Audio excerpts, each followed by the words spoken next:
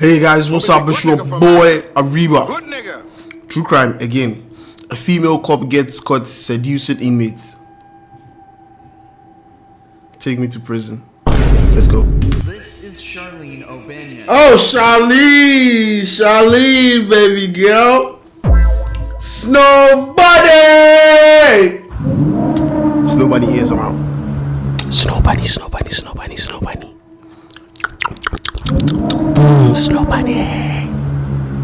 Let's go. This is Charlene O'Banion, a prison officer being accused of sleeping with an inmate. He thought me I was like stuffing through my clothes.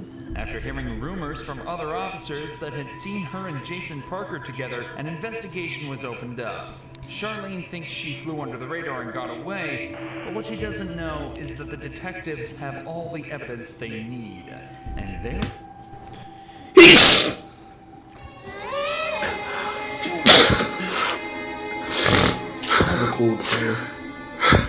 about to expose and embarrass her in the most brutal way possible. You got a lot of that head game. Oh my god. Right from the start, Charlene plays an... Bro, I feel like she bounced the head guard or something. Bro, because there's no way, bro. The woman was going to get her rocks off now. I have to put her in prison for it. Bro, what the inmate? What did he do? Oh, and pretends she doesn't know. you will crop.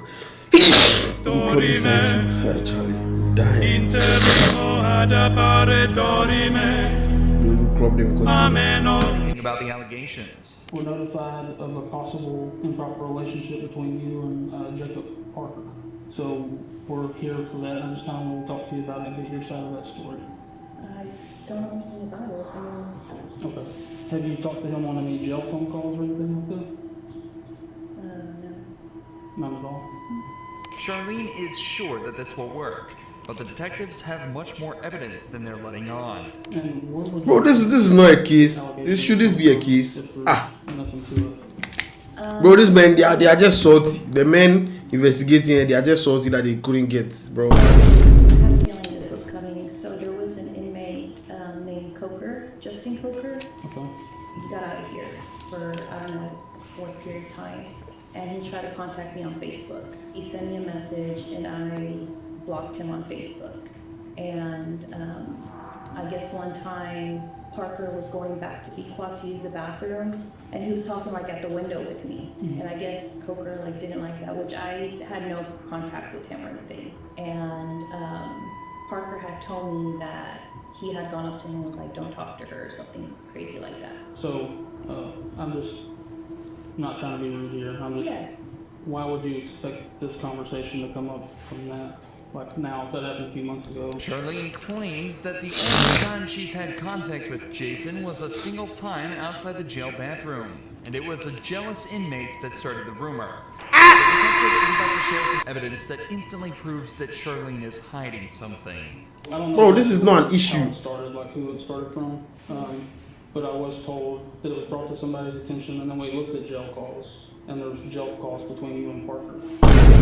All that stuff's recorded. So I don't think you're being completely truthful. And I'm not trying to be rude when I say that. Yeah, I know. I'm just kind of trying to lay it out on the table for you. So can you kind of tell me what's going on?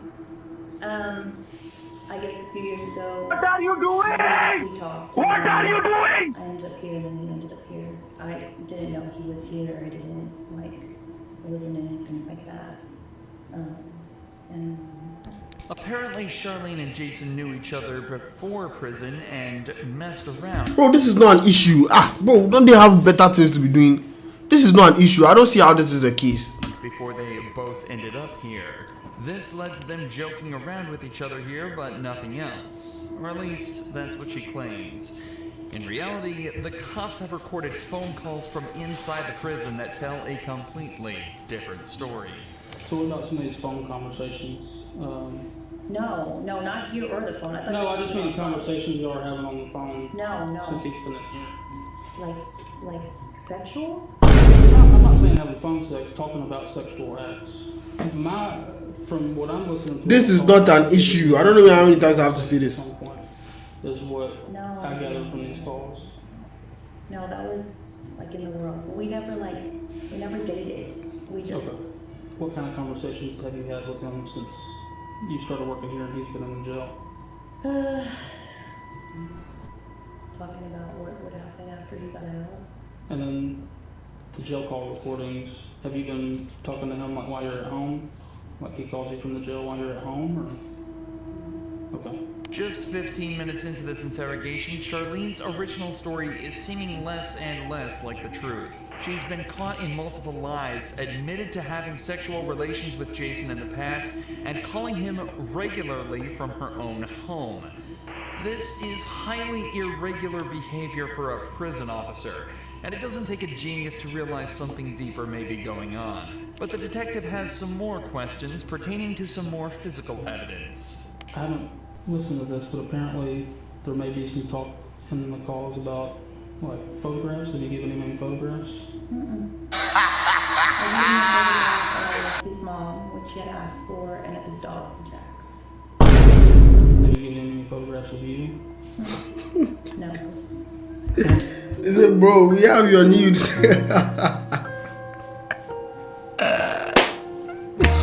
He said, madam, why are you lying? We have your nudes, bro. What we're gonna be doing is like looking at camera too. Has there been any times where y'all were alone? Or you go out of camera view or anything like that? Anything that's gonna look suspicious that way? I don't think so. It's important to remember that Charlene has worked at this prison for a while now, and as such will know all the ins and outs of everything such as security camera blind spots and patrol officer schedules.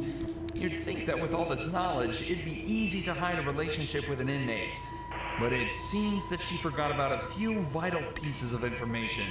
Not least the fact that all phone calls placed from the prison are recorded. But thanks to the detectives, she's about to be reminded of this fact in a...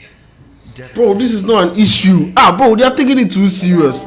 This is not an issue. What, baby? I just won the blackjack game. Yay. I just won $30. I got a lot of stuff to clean and get rid of before you come home. I'm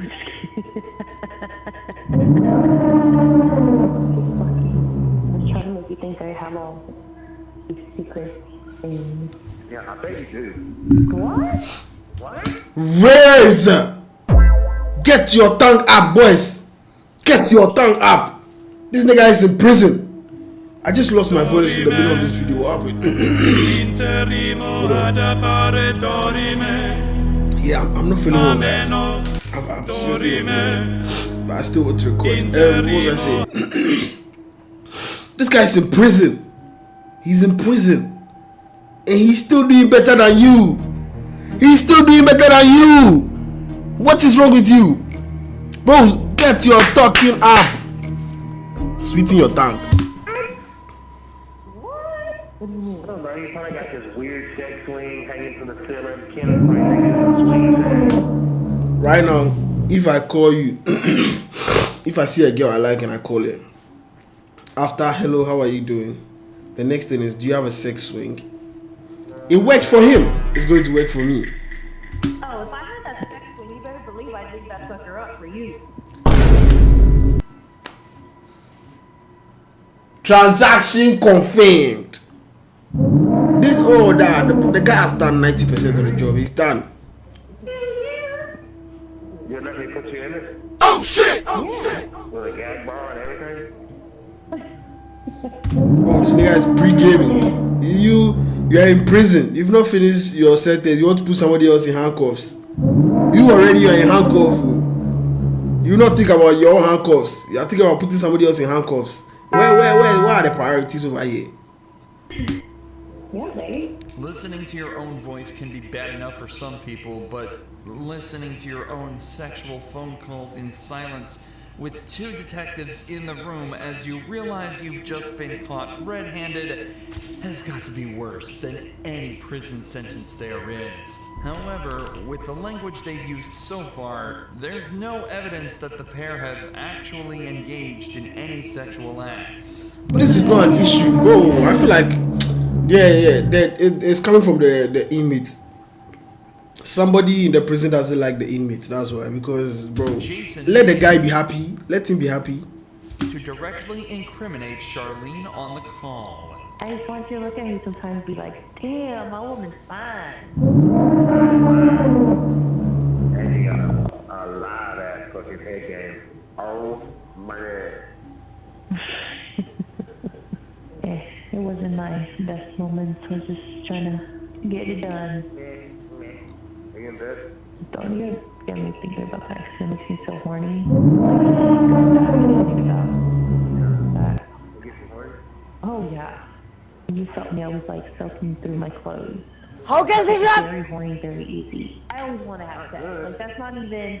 Not good. I mean, I feel like I just like look at someone, I'm like, oh my god, I'm so fucking horny. No, like of course, like I only get horny for you. Oh shit! Oh shit!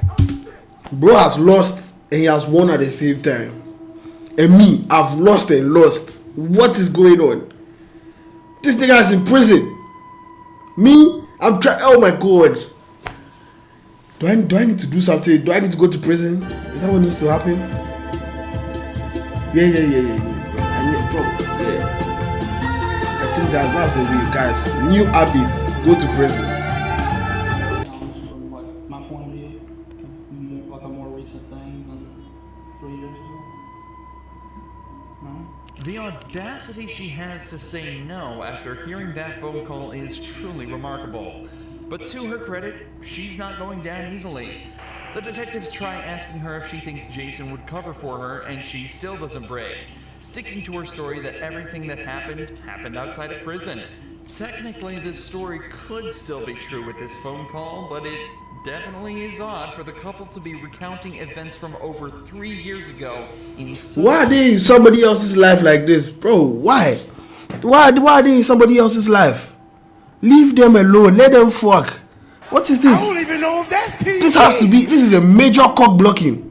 This is the biggest cock block ever. Court sanctioned cock block. They'll take you to court and say, no, you can't have sex with this woman. Court sanctioned, though. Bro, I'm not even feeling well, but this is crazy. This is mad. Court ordered, though. The judge said, you're a pathetic little nigga, bro. You are so pathetic. In fact, no more fucking for you. Bang. Just like that. This is just, bro. Yeah, everybody in this story, everybody persecuted the guy as a cuckold. No, there's nothing you can tell me. detail, especially when earlier she struggled to remember any details about the relationship. You talk about how profound this was, like just giving him this blowjob was, but you like don't remember anything about it. It's like telling me something, but you're having trouble coming up with details about it. You know what I mean? Like if it's that profound. I gave you a blowjob. How do you describe a blowjob? Blowjob. So if this is a factual thing that happened 3 years ago, I feel like you would kind of remember some stuff about it. Yeah, I mean, like we said in the car, Like when I asked you who was there, him of course, like when y'all met or whatever, and then when I asked like who else, you said it was like a bunch of friends. Yeah. But like you can remember one chick's name after you think about it for 30 seconds. So yeah, that's not making sense to me. You seem to have blanks in your memory when we get to certain details, but you remember being groped in the blowjob from 3 years ago. I find that hard to believe. Bro, look at this. These are pathetic detectives, bro. Me, if I'm a detective and you give me this case, I will not do it. I tell you, say, Sergeant, come. Leave the little nigga alone, bro. Leave him alone. I'm not even feeling for the woman, bro. I'm feeling for the little nigga in prison who is not getting some again because of the rules and regulations. Court, government sanctioned cock block. That's the video title. Government sanctioned cock block. This you can't make this up, bro. Where are their priorities? And this guy, he's so interested. Telling me that you have blanks in your memory, but you that one blowjob from 3 years ago, you remember, eh? That means your skills, you there, let me see you after. What is this? Do you like her? Bro, I feel like all these detectives, they like her and they are just jealous. Because they're still we. With us. Once we get up and walk out and we're done, we're done. Have y'all had any inappropriate vaginal, anal sex, anything else, you find any role to your point across. Yeah, no, it's not. None of that. Just as the detectives say, things really aren't adding up. Yet she's still sticking to her story. Or at least she was, before a switch flipped and she said this. And what is it? I'm gonna get down and talk about party. How long ago was that? Months ago. The secret's out, and Charlene has confessed. But this matter is more complex than it may seem. In cases of officer-inmate relations, the main question that arises is the issue of consent. Given that Jason and Charlene knew each other prior to being in prison, it's not wrong to assume that consent went both ways in this interaction. However, in these cases, that's actually completely irrelevant.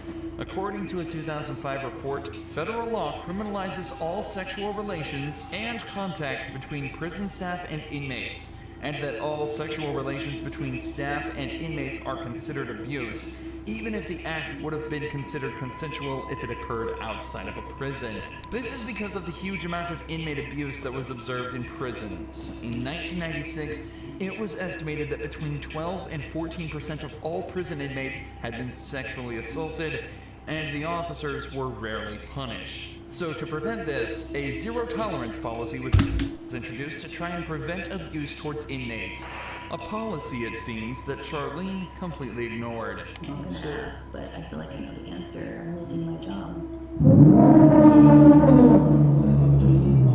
Internal Affairs is aware. Investigation is separate from ours because it's two totally different things. So She should have just stuck on the 3 years ago. She would have So it's illegal to have sexual contact with an inmate as an employee. I'll let you know as soon as I hear something. I mean, can I go to jail? As it turns out, Charlene would lose her job, and the only time she'd ever be allowed back in jail would be for the 100 days that she'd be made to serve after being found guilty of sexual activity with a person in custody. God, they took her to jail for 100 years. They should have taken her to the same prison so that now they can do their thing. So that if it's inmate or inmate, they can allow it. Bro, this video has made me so sad for the guy. What kind of nasty cock blocking is this? We'll get him next time. It is what it is.